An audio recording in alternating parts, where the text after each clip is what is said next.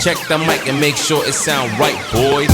Joined last week live, like there, if you have watched also in the recorded session, you might have seen there is this the topic of sustainable development goals, and I think I have shared that is in the last recent videos also. Like this is actually applicable in nowadays after COVID scenario. Many countries and many universities are focusing on sustainable development goals, that is United Nations organization. There are, I think, more than 10 or more than 15, and you can see like it includes the climate change, and it includes the inequality, so many things. Like people are asking what to include in the research proposal, or the motivation part, the beginning part. So some of the contents I would like to highlight that focus on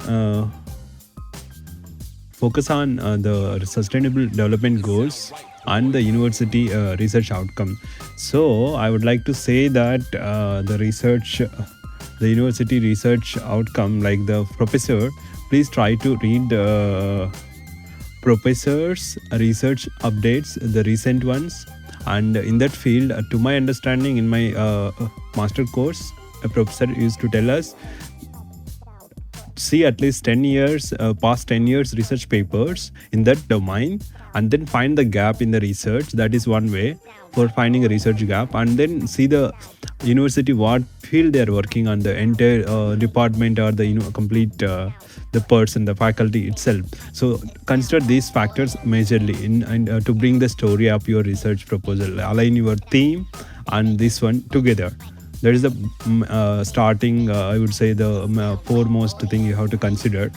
And then finding a research papers you have already seen. I think you have seen, like, you go to Google Scholars, and then then you can see the research, Google search also recent papers by selecting the years. And the faculty profiles in Japan, you can see, like, it's even for other universities or other countries. You can see the faculty will have profiles, and they will have Google Scholar profile. Either of that you can use as a reference to start searching. And yeah, I think that's the key thing to start. Then Indo-Japan context, you can see that is bilateral relations, how it is how it is affecting, that you can consider. So these two things I would say to consider.